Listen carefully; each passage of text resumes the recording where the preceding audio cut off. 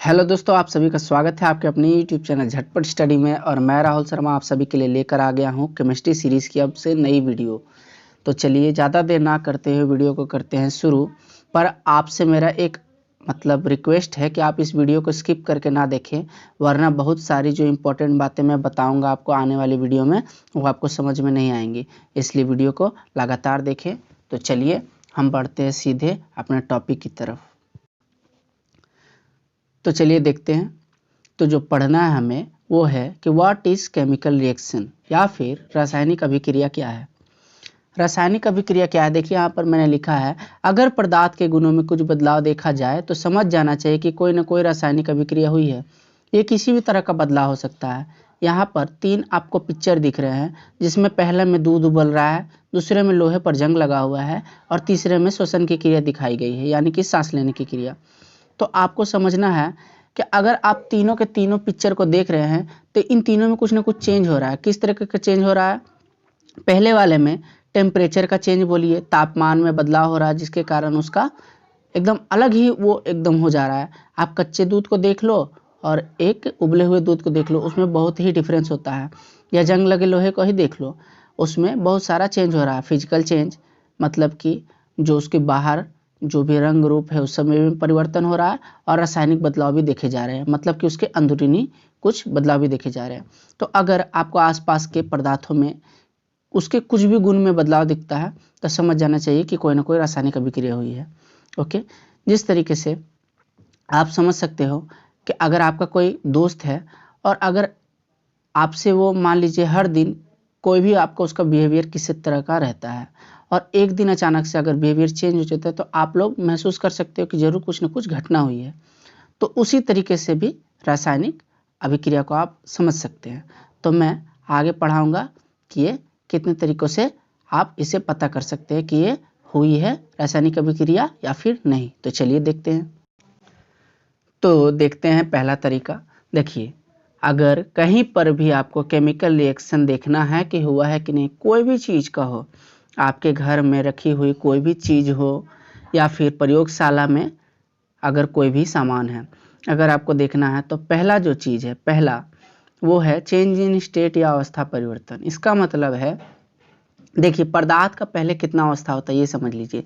3 अवस्था होता है, ठोस, द्रव और गैस, मतलब सॉलिड, लिक्विड एंड गैस। इन्हीं तीनों में वो आपस में बदलते रहते हैं। कोई भी चीज़ आप अपने आसपास की देख लो, या तो सॉलिड होगी या फिर लिक्विड होगी या फिर गैस होगी।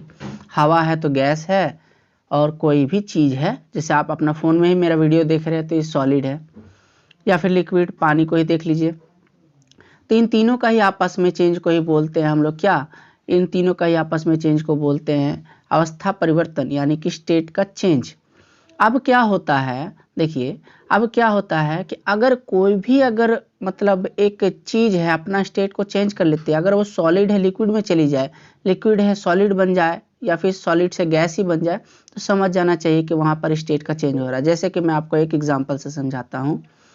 दूध उबल रहा है, तो दूध उबल रहा है ना, तो दूध का जो मतलब कुछ पार्ट है वो वेपर बनकर उड़ रहा है, मतलब भाप बनकर उड़ जा रहा है। तो वो जो भाप बनकर उड़ जा रहा है तो वहाँ पर भी रिएक्शन हो रहा है, वो भी केमिकल रिएक्शन में होगा। ठीक है, तो ये हो गया हमारा केमिकल रिएक्शन। तो अगला जो हमारा आता है वो होता है चेंज इन कलर, या रंग में परिवर्तन। देखिए आसपास के रंगों में बदलाव को देखकर आप इसे पता कर सकते हैं कि कहीं पर भी रासायनिक अभिक्रिया यानी कि केमिकल रिएक्शन हुआ है कि नहीं। तो इसका मैं आपको पहले 3 एग्जाम्पल के जरिए बता दूं ताकि आप समझ पाओ आसानी से। पहले एग्जाम्पल में देखिए, लोहे का जंग लगना। जब लोहे में जंग लगता है तो इसका रंग देखते हैं आप कैसा चेंज हो जाता है, बादामी कलर का हो जाता है। या फिर पत्तियों का रंग परिवर्तन ही देख लीजिए, जो लीव्स का कलर चेंज होता है ना, पत्तों का कलर, वो भी केमिकल रिएक्शन के कारण ही होता है। अगला आता है हमारे दांत। अच्छा, हमारे दांत रात भर आप देखोगे कुछ भी खाना खाने के बाद, या अगर कोई कभी ब्रश नहीं करता तो उसका दांत पीला हो जाता है। उसका कारण क्या है? उसके कारण भी केमिकल चेंज ही होता है। और जब हम ब्रश करते हैं तो उसके कारण जो केमिकल रिएक्शन होता है उसके कारण वो पीलापन हट जाता है। तो ये हुआ हमारा रंग में परिवर्तन, यानी कि अगर आसपास कुछ भी आपको रंग में परिवर्तन दिखता है तो वहाँ पर केमिकल रिएक्शन हो रहा है। आप लैब में भी देखे होंगे कि दो अलग अलग लिक्विड को मिला दिया तो अलग कलर बन गया, तो वहाँ पर रंग परिवर्तन भी यही शो करता है कि यहाँ पर कोई ना कोई रासायनिक अभिक्रिया यानी कि केमिकल रिएक्शन हुआ है। तो चलिए बढ़ते हैं आगे। तो तीसरा जो तरीका है वो है एवोल्यूशन ऑफ गैस या फिर गैस की उत्पत्ति। इसका मतलब है अगर आप कहीं पर भी गैस का फॉर्मेशन देखते हो, मतलब गैस को निकलते हुए देखते हो केमिकल रिएक्शन में, जैसे कि यहाँ पर एक 3 एग्जाम्पल है। देखिए, पहला है अगरबत्ती का धुआं। अगर आप अगरबत्ती से धुएं को निकलते हुए देख रहे हैं ना, तो ये भी एक तरह का शो करता है कि यहाँ पर रासायनिक अभिक्रिया यानी कि केमिकल रिएक्शन हो रहा है।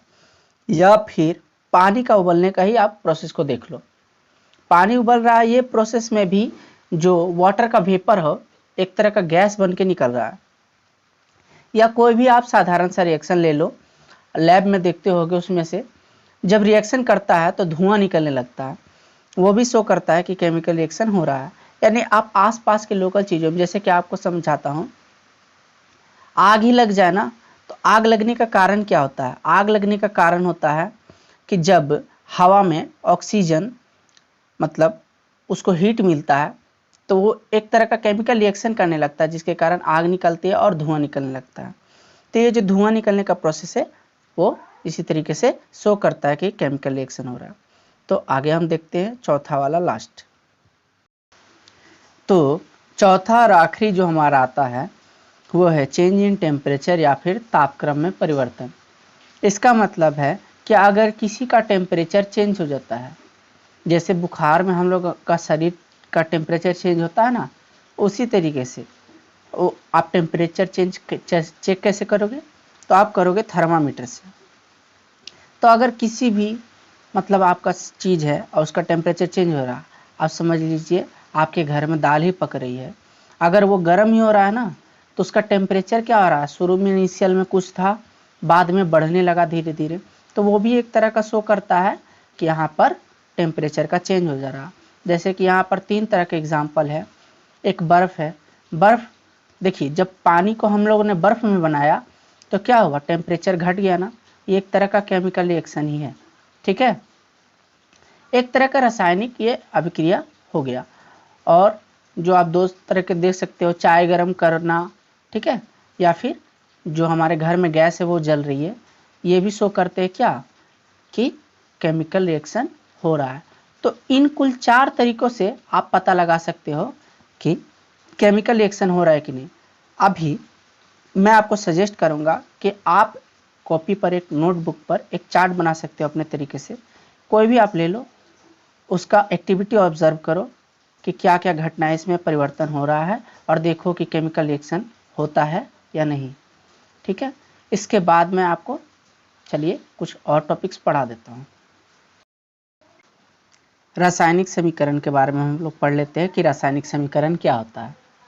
तो इसका परिभाषा देखिए कि जब 2 या 2 से अधिक पदार्थ आपस में प्रतिक्रिया करते हैं तो एक नए उत्पाद का निर्माण होता है। इसी क्रिया को कागज पर लिखने का तरीके को ही रासायनिक समीकरण कहते हैं।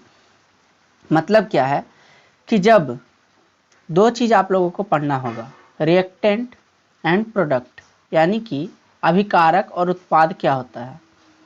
तो कोई भी अगर दो कम से कम अगर कोई भी मैटर है आपस में रिएक्शन करते हैं तो एक नया मैटर बनाते हैं वो लोग, ठीक है।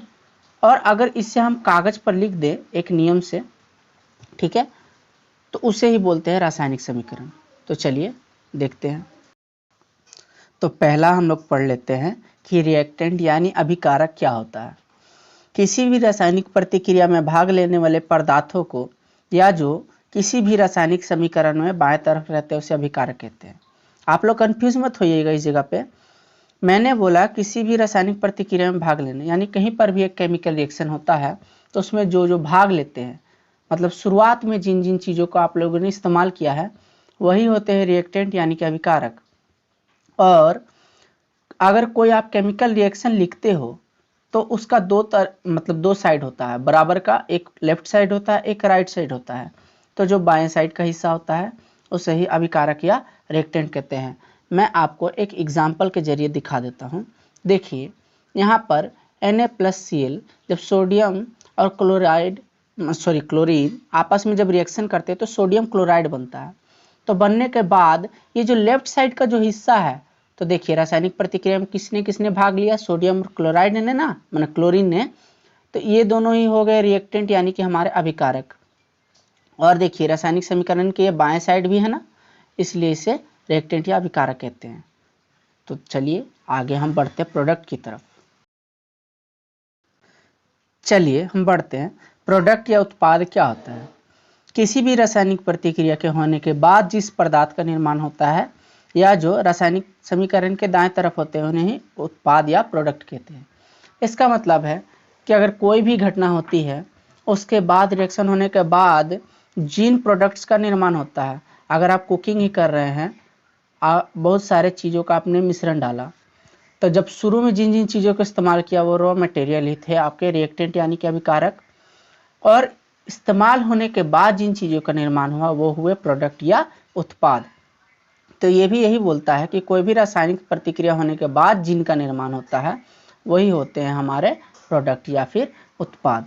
तो उम्मीदन आप लोगों को समझ में आ गया होगा। यहाँ पर एग्जाम्पल फिर से मैंने सोडियम क्लोराइड का ही ले लिया है, जिसमें सोडियम और क्लोरीन दोनों आपस में रिएक्शन करके जब सोडियम क्लोराइड का फॉर्मेशन करते हैं, तो जो इस बार लेफ्ट साइड का ना होकर राइट साइड का, मतलब कि इक्वेशन के राइट साइड वाला जो है, समीकरण के दाएं साइड वाला जो है, वही हो गया हमारा प्रोडक्ट यानी कि उत्पाद।